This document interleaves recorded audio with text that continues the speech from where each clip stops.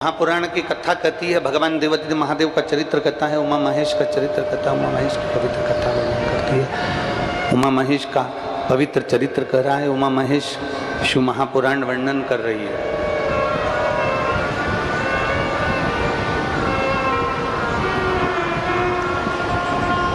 कभी आपको लगे कि मेरे जीवन में बहुत संघर्ष का समय चल रहा है, बहुत तकलीफ का समय चल रहा है, बहुत कष्ट का समय चल रहा है, बहुत दुख का समय चल रहा है, बहुत कष्ट का समय चल रहा है, बहुत तकलीफ का समय चल रहा है, बहुत कष्ट का समय चल रहा है। जब आपको लगे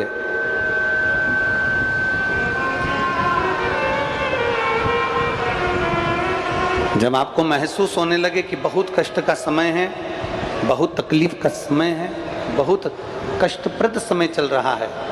शिव महापुराण की कथा कहती है, दो बेलपत्र,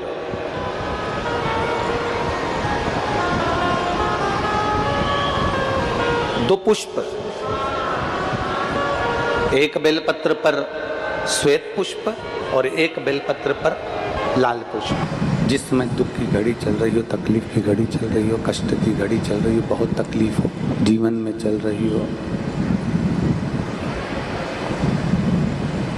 बहुत तकलीफ जब जिंदगी में चल रही हो, उस समय पर दो बेलपत्र और दो पुष्प,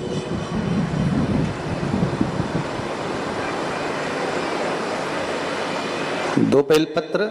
और दो पुष्प, एक पुष्प लाल लेना है, एक पुष्प लाल लेना है और एक पुष्प श्वेत लेना है।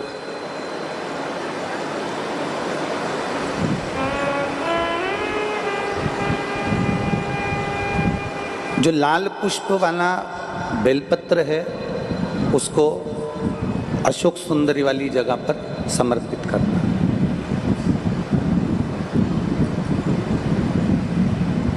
और श्वेत पुष्प वाला जो बेलपत्र है, सफेद पुष्प वाला जो बेलपत्र है, उसको भगवान शंकर का जो शिवलिंग है, भगवान शिव का जो शिवलिंग है, उस पर समर्पित करना।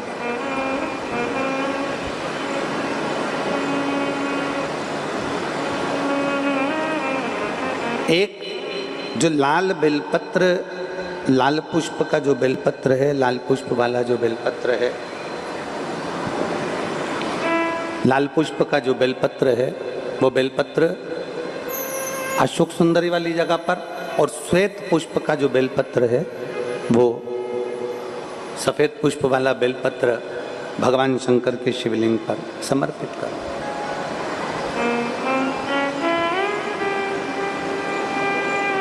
अपने दिल की कामना अपने मन से बाबा से प्रार्थना करो,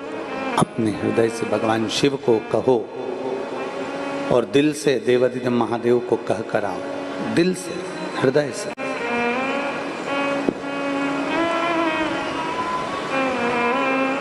जब दिल से बाबा देवादिदेव महादेव से कहोगे, हृदय से भगवान शंकर से प्रार्थना करोगे, तो देवादिदेव महादेव सुनेंगे जरूर। शिव महापुराण की कथा कहती है कि विषम परिस्थिति में, तकलीफ की घड़ी में, विषम परिस्थिति में, तकलीफ की घड़ी में, कष्ट की घड़ी में, विषम परिस्थिति में प्रयास करो कि हम शंकर और पार्वती, शिव और पार्वती को पुकारें। विषम परिस्थिति हम भगवान शंकर और पार्वती जी का स्मरण करें। विषम परिस्थिति में हम देवादिदेव महादेव और माता पार्वती का स्मरण करें। कई लोग कहते हैं कि गुरुजी, हम शिव जी को जल चढ़ाते हैं और देवादिदेव महादेव को जल चढ़ाते हैं, तो क्या पार्वती जी को भी जल चढ़ाने जाना पड़ेगा? पार्वती जी को भी जल चढ़ाने के लिए जाना है? शिव महापुराण की कथा कहती है, आप अगर हृदय रखकर जड़ ध्यान देंगे, जैसे ये शिवलिंग है, ये जलाधारी है,